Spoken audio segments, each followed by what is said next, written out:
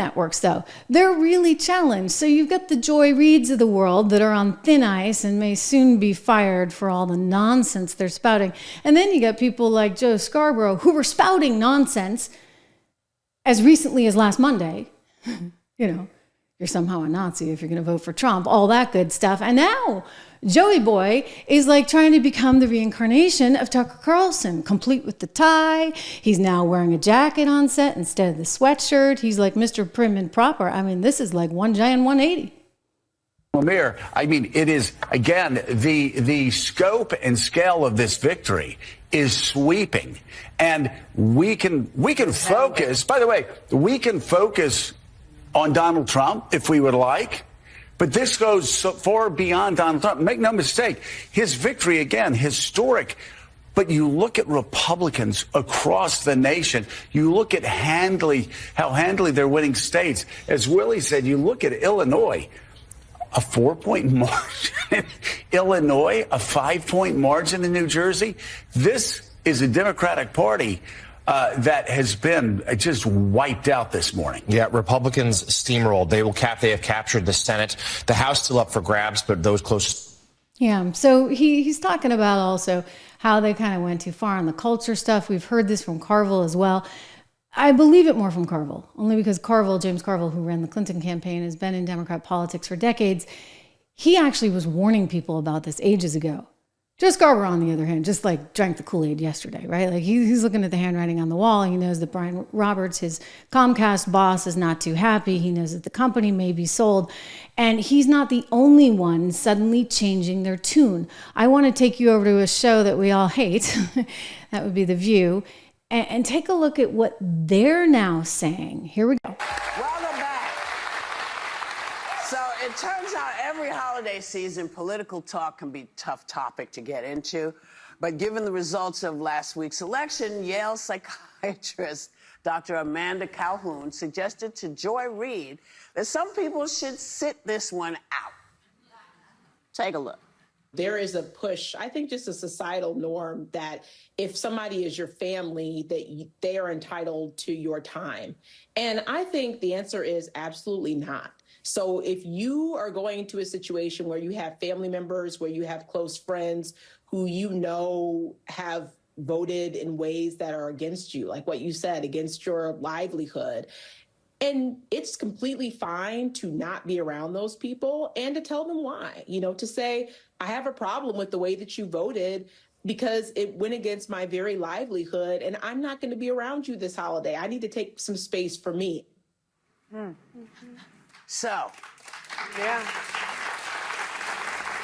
What do you think? I think everybody needs to do what's right for them.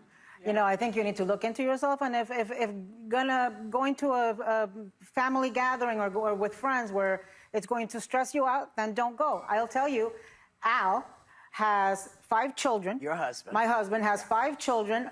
Most of them or their spouses voted for Trump. The problem is those 5 children have 13 grandchildren he refuses not to see and not to be part of their lives. And so for our family, I mean, he has told them, I will not let politics split up our family. Good. Al and I voted for Kamala, others didn't.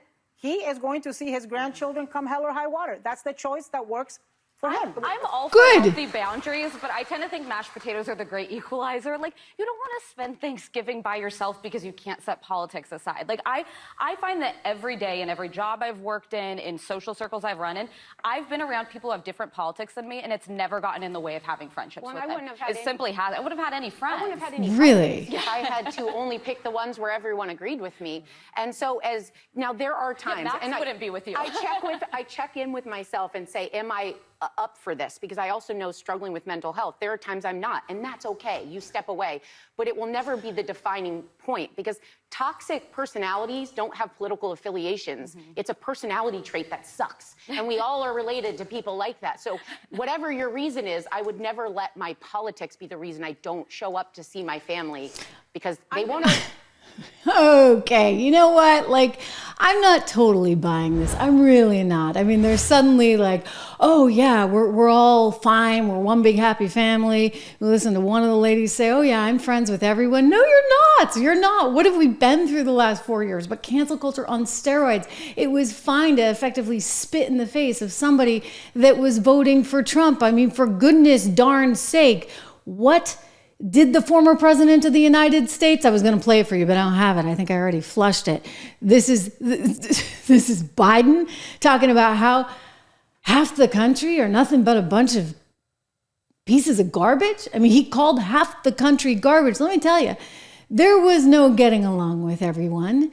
That was something that the left pushed forward over and over and over again. And now we're here dealing with the aftermath being a landslide for Donald Trump.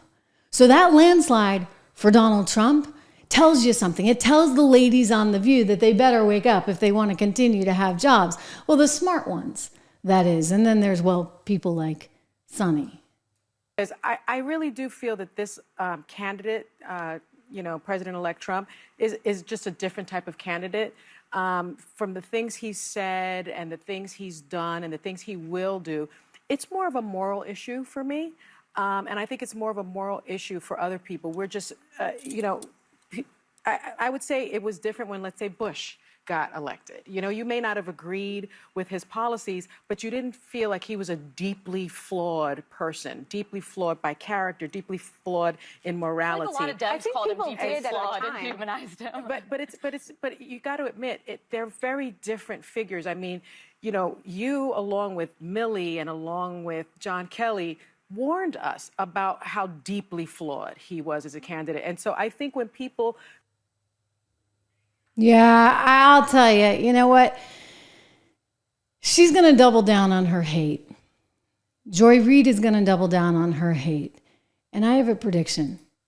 The ratings are going to get worse, which means somebody's going to have to make some tough decisions. Now, Bob Iger wants to sell ABC News to possibly a private equity company that I think will just try and print profits as much as they can squeak them out of that company, which means, the David Muirs of the world or the Sonny Houstons or Whoopi Goldbergs that might be making big paychecks, they're going to be gone.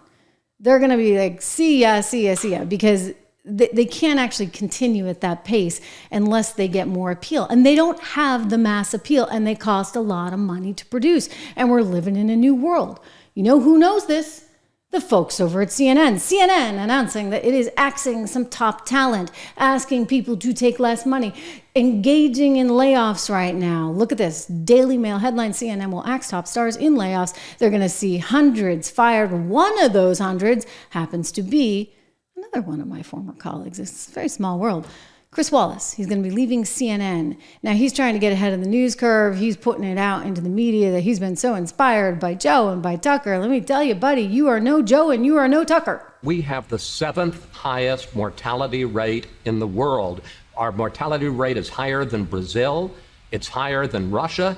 And the European Union has us on a travel ban. Yeah, I think what we'll do, we have them on a travel ban too, Chris. I closed them off. If you remember, I was the one that did the European Union very early. But when you talk about mortality rates, I think it's the opposite. I think we have one of the lowest mortality rates in the world. We're going to take a look. We had 900 deaths on a single day. We will take a look. This week. Ready? You can check it out. Could you please get me the mortality rate? Yeah. Kaylee's right here.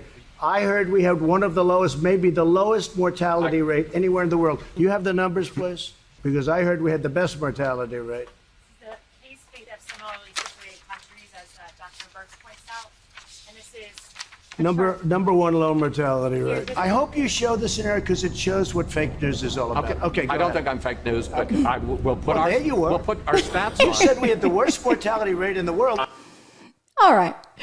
Quick shout out for one of our terrific sponsors here on the Trish Regan Show. That's Balance of Nature. Code word Trish for 50% off and free shipping. I take my fruits and veggies every day. We're going into the holidays. Listen, it's going to be a chaotic time. We've just been through the election. I'm still recovering from it. I'm on some kind of weird cloud nine. I think, I haven't slept a lot, but you know what? Thank goodness I take my fruits and veggies every day. That's what keeps me going. In all seriousness, it really is a terrific product, and I'm able to get my vitamin D levels back to normal thanks to these guys. It comes to my house every month. You can do the same thing. You get free shipping plus 50% off, which I actually think is their best offer ever. So go to balanceofnature.com, code word Trish, or call them at 1-800-246-8751, 1-800-246-8751. These are great folks. And you know what? When you get the products that we're advertising here, it helps the show, it helps me. And look, you're helping yourself for that one too. So win, win, win,